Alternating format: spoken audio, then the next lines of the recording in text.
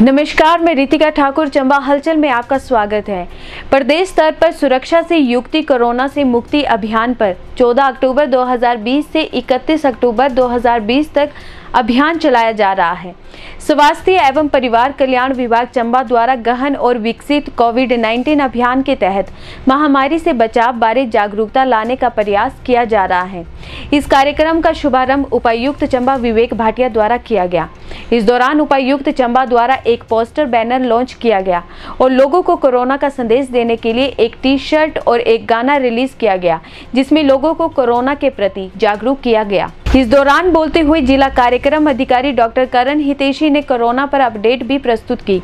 साथ ही उन्होंने बताया कि आने वाले सर्दियों में कोरोना का प्रकोप बढ़ने की आशंका है, अतः सभी को आने वाले दिनों में सतर्क करने की आवश्यकता है।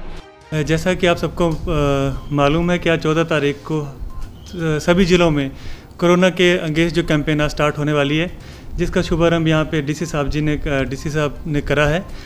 थोड़ा से जो स्टैटिस्टिक्स हैं मैं आपके साथ यहाँ पे डिस्कस करना चाहूँगा आज तक के कोरोना के। अभी तक जो 14 तारीख तक हमारे पास जो सैंपल की कलेक्शन हुई है वो 24,979 सैंपल जो हमने अभी तक कलेक्ट कर लिए हैं यहाँ पे। हमारा टेस्टिंग रेट जो वो स्टेट के कंपैरिजन में काफ़ी अच्छा है। पर 1000 पॉपुलेशन हमारा 42.76% जो हमारा टेस्टिंग रेट है। पॉजिटिव केस जो आज की डेट तक हमारे पास आए हैं वो 986 पॉजिटिव केस आए हैं। हमारा पॉजिटिविटी रेट जो है वो 3.95 है। एक्टिव केसेस ये हमारे लिए अच्छी बात है कि अब हमारे पास सिर्फ 77 केसेस जो हैं वो एक्टिव रह गए हैं। और रिकवरी रेट जो हमारा वो रिकवर्ड जो हो चुके हैं वो 891 लोग जो हमारे अभी कोविड से रिकवर हो चुके हैं। रिकवरी रेट हमारा पहली बार 90% से ऊपर गया है। एट प्रेजेंट ये 90.37 है। टोटल पर्सन जो माइग्रेट हुए थे हमारे वो 5 है और डेथ जो हमारी अभी तक हुई है वो टोटल 12 डेथ्स यहाँ पे हुई थी, जिसमें एक जो वो नॉन कोविड डेथ थी। इसके साथ साथ में यहाँ पे हमारे बीच में अभी जो जिनकी कमी हमें सबको महसूस हो रही है, डॉक्टर राजेश कुलेरी सीएमओ चंबा हमारे बीच में यहाँ पे आज उपस्थित नहीं है, जिनकी गाइडेंस के अंडर जो हम ये जो आज की जो हमारी ये पूरी कैंपेन चल रही है ये इनकी गाइडेंस के अंडर हम ये कर रहे हैं। 2-3-4 दिनों के अंदर वो हमारे भीतर होंगे तो हम इस कैंपेन को और ज़्यादा अच्छी तरह और गांव-गांव तक पहुंचाने की हमारी कोशिश रहेगी।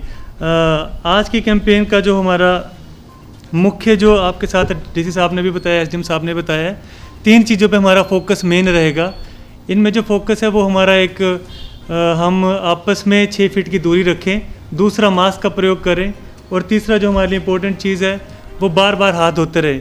अगर 3 पब्लिक हेल्थ की जो हमारी गाइडलाइंस है ये सारे प्रिकॉशंस हम लेंगे तो बड़ी हद तक जो हम कोरोना को फैलने से रोक सकते हैं। इसके साथ साथ हम आज बड़ी सारी चीज़ों को जो रिलीज़ करेंगे उसमें हम एक चीज़ इम्पोर्टेंट चीज़ जो पूरे हिमाचल में शायद चंबा में ही हो रही है, हम एक कोरोना का थीम सॉन्ग भी आज रिलीज़ कर रहे हैं, जिसके लिए मैं शुक्रगुजार हूँ हमारे सर का, श्री गुलशन पाल जी, जिन्होंने बड़ी ही कम ड्यूरेशन के अंदर जो है गाने को लिखा, गाने का म्यूज़िक दिया, कंपोज किया और रिकॉर्डिंग करी और एक बेहतरीन रूप में जो गाने को पूरी चंबा की जनता के समक्ष पेश किया। इनके साथ साथ जो इनका जो साथ देने वाले हमारे साथ जो को सिंगर्स थे उनका नाम है त्रिवेणी सूर्या, विशाली चौहान और परमजीत कौर। हम स्वास्थ्य विभाग से इन सभी लोगों का तहे दिल से शुक्रिया अदा करते हैं कि देखिए कई ऐसी डिजीज़ होती हैं जो मौसम के हिसाब से अपना रूप बदलती हैं। वायरल डिजीज़ या आप ये समझिए कि फेफड़े से रिलेटेड जो बीमारियां हैं वो सर्दियों के मौसम में और ज़्यादा गंभीर हो जाती है और हमारा डर इस बात को लेकर अगर उन बीमारियों के साथ साथ यदि कहीं कोरोना का इन्फेक्शन उन्हें हो जाता है तो वह जानलेवा भी हो सकता है। इन्हीं सभी परिस्थितियों को और अपने मद्देनज़र रखते हुए हमारी ये कोशिश है कि लोग इस बात को समझें और अपने जीवन में ये जो हम आप सबको चीज़ें बता रहे हैं इसको अपने जीवन उसमें लेके आए और जो भी हम प्रिकॉशन बता रहे हैं उसको फॉलो करें। मेरी सभी समस्त चंबा की जनता से ये मेरा रिक्वेस्ट है कि काइंडली अपने घरों से बाहर टेस्टिंग के लिए, केवल टेस्टिंग के लिए निकले। जिनमें थोड़े से भी सिम्टम आते हैं, स्टार्टिंग के सिम्टम, थोड़ा सा फीवर आ रहा है, थोड़ी सी खांसी हो रही है, काइंडली हेल्थ के डिपार्टमेंट से कंसल्ट करें और अपनी जल्दी से जल्दी सैम्पलिंग करवाएं, क्योंकि इसका एक ही बचाव है। मैं आप सबको बता दूं, अर्ली टेस्टिंग होगी, अर्ली डायग्नोज होगा, अर्ली आइसोलेट होगा, अर्ली ट्रीटमेंट होगी और अर्ली रिकवरी होगी। तो ये सारी चीज़ें जो है हम आपके सहयोग से जो है हम चाहते हैं कि घर घर तक हमारी जो बात है वो पहुँचे। इस दौरान बोलते हुए उपायुक्त चंबा ने कहा कि कोरोना के प्रभाव को देखते हुए हम सबको जागरूक होना होगा। मास्क पहनना, हाथ धोना, 2 गज की दूरी का पालन करना जैसे नियमों को अपनाना होगा, तभी कोरोना जैसी भयंकर बीमारी के प्रभाव से हम निजात पा सकते हैं। तो एक तो सबसे पहले आपका सभी का जो हमारे यहाँ पे चंबा के जो हमारे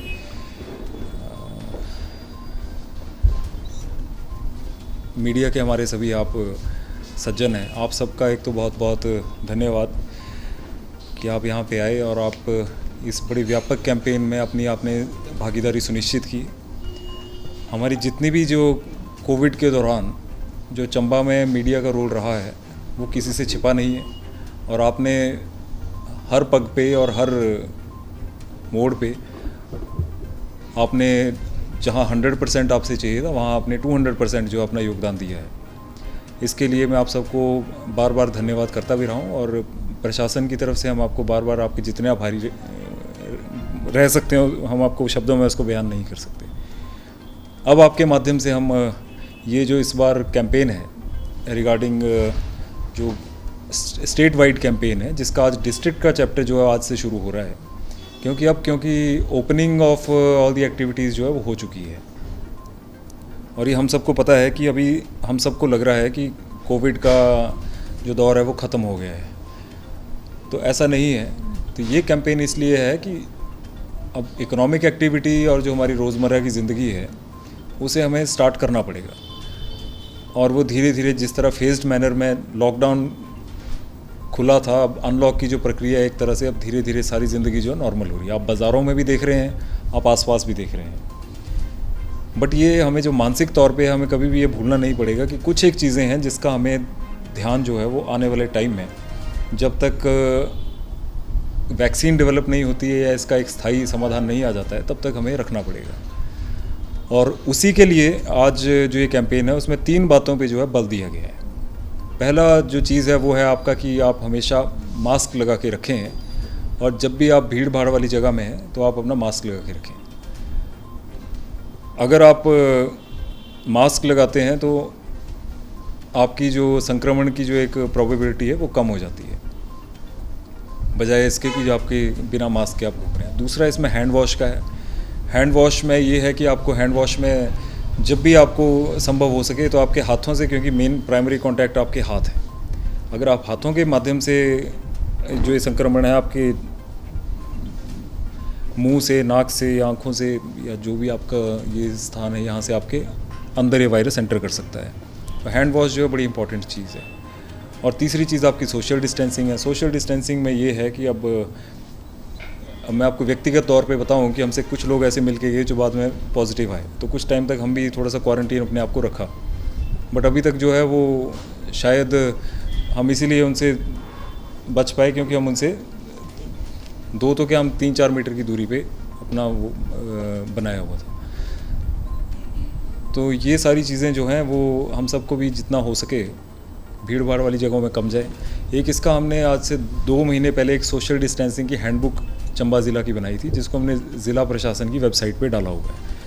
उसमें हमने 8 या 10 ऐसी चीज़ें दी हैं जिससे आप एक उसका था कि जीवन जीने के ढंग कोरोना के संग, तो लिविंग विद कोरोना वायरस नाम की एक हैंडबुक छोटी सी बनाई है, आप उसको भी पढ़ सकते हैं। एक आम सरल भाषा में उसको भी बताया गया है। तो ये चीज़ें हैं और जो इसका टैग लाइन है वो ये है कि जब तक दवाई नहीं तब तक ढिलाई नहीं।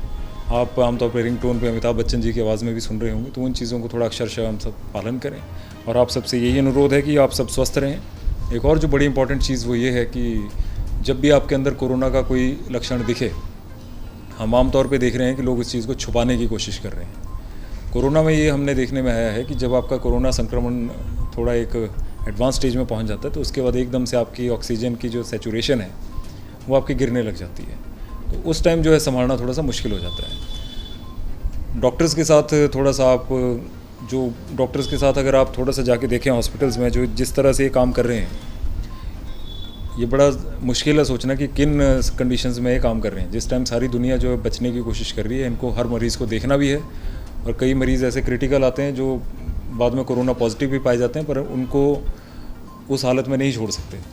तो डॉक्टर्स जिस तरह से लगे हुए हैं वो हम उसका अंदाज़ा नहीं लगा सकते। हमारे कुछ डॉक्टर्स जो हैं पॉजिटिव भी आए, उसके बावजूद वो आइसोलेशन में रहने के बाद नेगेटिव रिपोर्ट आने के बाद दोबारा से अपने काम में लग गए।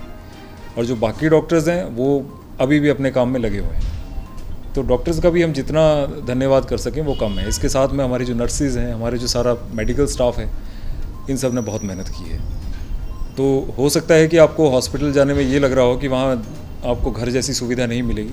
यथासंभव जितना हो सके हम होम आइसोलेशन को प्रेफर कर रहे हैं। बट कुछ एक ऐसे केसेस होते हैं जिसमें हम रिक्वेस्ट करते हैं, किसी की कोमॉर्बिड कंडीशंस है, एज फैक्टर है, वो जो सरकार की गाइडलाइंस है उसके अनुसार अगर किसी के अंदर कोरोना संक्रमण के बाद जो रिस्क फैक्टर है वो बहुत ज़्यादा है, तो हम उनको इंसिस्ट करते हैं कि वो हमारी इंस्टीट्यूशनल जो हमारी फैसिलिटी है, जो डिस्ट्रिक्ट कोविड हॉस्पिटल है, जो मेडिकल कॉलेज चंबा है, या तो वहाँ, या तो हमारा अगर कोई सीवियर लक्षण आ जाए तो टांडा मेडिकल कॉलेज में हम उनको रेफ़र करते हैं। तो कई बार हमें सिफारिशें आती हैं कि आप होम आइसोलेशन कर दें और हॉस्पिटल में ना आएँ।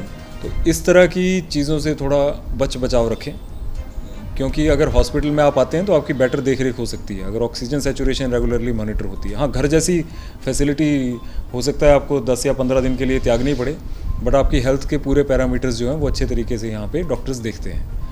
और किसी भी तरह की फैसिलिटी मैंने डलहौजी का एक औचक निरीक्षण किया था, तो वहाँ जैसे खाने पीने की व्यवस्था है, ऐसा कुछ नहीं है। वहाँ फ्रूट पैकेट्स जो हैं वो रोज़ जो है फ्रूट्स का एक किट बनाए हुए हैं वो हम दे रहे हैं। खाने की जितना अच्छी सुविधा हो सकती है, जो सिंपल खाना वो दे रहे हैं। जहाँ पे कई जगह इसकी टॉयलेट्स की शिकायतें आई तो वो एकदम से हमने उनकी रिपेयर करवा दी, और हम जितना कर सकते हैं उतना कर रहे हैं। तो प्रशासन के तौर पे, प्रशासन की तरफ से हम सिर्फ इतना आपसे अनुरोध कर सकते हैं जो मीडिया के माध्यम से। बाकी हम सभी की कुशल स्वास्थ्य, हम सभी के अच्छे स्वास्थ्य की कामना करते हैं, और आप सबसे निवेदन करते हैं कि आप अपने मीडिया चैनल के माध्यम से इस कैंपेन को घर घर तक पहुंचाएं।